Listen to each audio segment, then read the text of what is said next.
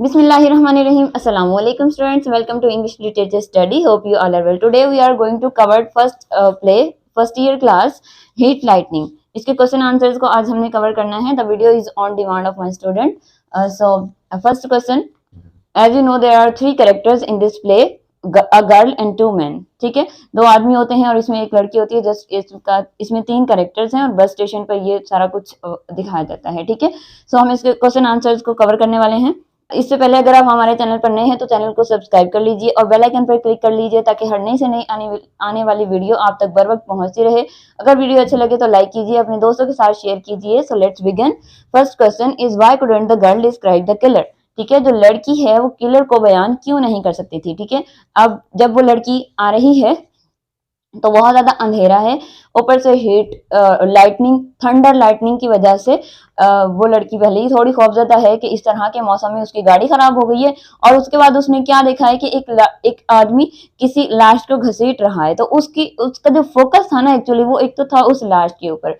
Second, उस वक्त बहुत ज्यादा अंधेरा था और अगर कोई भी नॉर्मल पर्सन है वो इस तरह की चीज को देखेगा इस तरह के मौसम में तो वो बहुत ज्यादा खौफजदा हो जाएगा. ठीक है, इस वजह से उसने उस शख्स को क्लियरली नहीं देखा था. तो हम इसका आंसर लिखेंगे the girl couldn't describe the killer. लड़की उस किलर को अच्छे से बयान नहीं कर सकती थी. क्यों?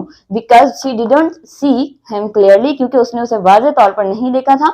She was frighten and run away. वो बहुत ज्यादा खौफजदा हो गई थी और वहां से भाग गई थी. So second question, what were the circumstances that forced her to leave her car. वो क्या हालात थे जिन्होंने उसे मजबूर किया कि वो अपनी कार को वहीं पर छोड़ दे. ठीक है, तो क्या हालात है, क्योंकि वो पार्टी से वापस आ रही थी. Her car run out of gas, उसकी कार में गैस खत्म हो गई थी. And it was late night, और ये बहुत रात थी और करीबी कोई स्टेशन वगैरह नहीं था.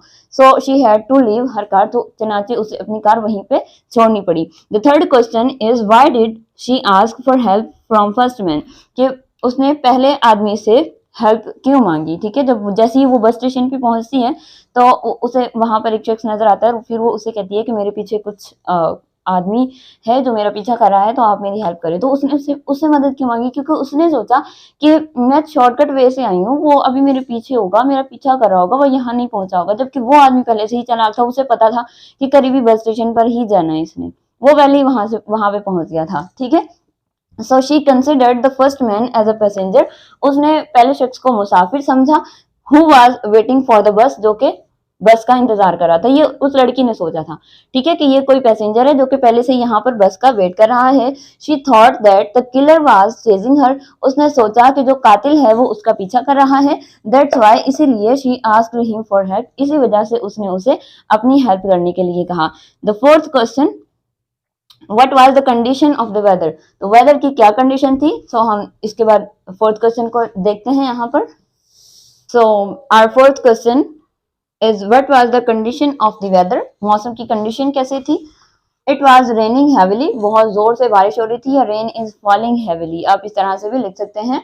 There was a storm. एक तूफान था. Accompanied by the flashes of lightning. Light की जो चमक थी उसके साथ साथ. ठीक है, this weather creates horror in the play. और इस तरह का जो मौसम है वो प्ले के अंदर खौफ पैदा कर देता है और मजीद इंटरेस्ट डेवलप कर देता है. लास्ट लाइन अगर आप लिखना चाहें तो लिख सकते हैं, लेकिन सम टाइम ऐसा होता है कि वो आप के प्ले में ना प्ले की फर्स्ट लाइन में लिख देते हैं कि आपके प्ले का जो आंसर है वो 2 से 3 लाइन में होना चाहिए. तो अगर आप 3 लाइन को कंप्लीट करना चाहते हैं तो फिर आप थर्ड लाइन को कर लीजिए, अदरवाइज स्किप भी कर देंगे. और इतना ही जस्ट आप इसे लाइटनिंग तक कर लेते हैं तो काफी होता है. ठीक है, the number 5, question number 5, how did second man accused first man of lying. ठीक है, how did the second man accuse first man of lying.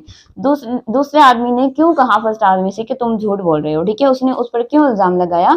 Actually the first man didn't want to him, क्योंकि जो first man था वो नहीं चाहता था to notice the girl, के वो जो दूसरा शख्स है वो गर्ल को देखे, उस लड़की को देखे, उसे नोटिस करे.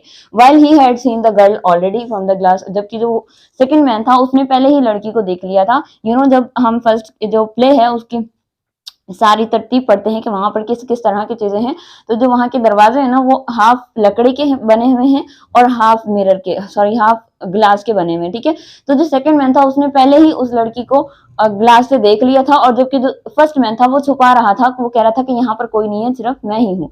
तो इस वजह से उसने इल्जाम लगाया था उस पर. That's why he accused the first man of lying. इसी वजह से उसने कहा था कि आप झूठ बोल रहे हैं। So now question number 6. So here is the question number 6. Question number 6. Does the girl become suspicious of first man as the play progress? जैसे जैसे प्ले आगे बढ़ता है तो क्या लड़की पहले आदमी पर शक करती है कि वो किलर है या नहीं? So the girl considered, लड़की समझती है उसे just as a passenger, लड़की उसे सिर्फ मुसाफिर समझती है. So she didn't become suspicious of him, तो वो उसके बारे में बिल्कुल भी शक नहीं करती है. As the play progress, जैसे जैसे प्ले आगे बढ़ता है. But at the end of the play, लेकिन जैसे ही प्ले का एंडिंग होती है वहां पर she saw him bringing out, वो उसे निकालते हुए देखती है. ठीक है, bringing out निकालना from her own flashlight, उसकी खुद की जो फ्लैशलाइट होती है, उसकी जो टॉर्च होती है वो उसे निकालते हुए देखती है उसकी पॉकेट से. सो शी गॉट फ्राइटन, तो वो फिर खौफजदा हो जाती है. फिर उसे पता चलता है कि एक्चुअली यही किलर था. ठीक है.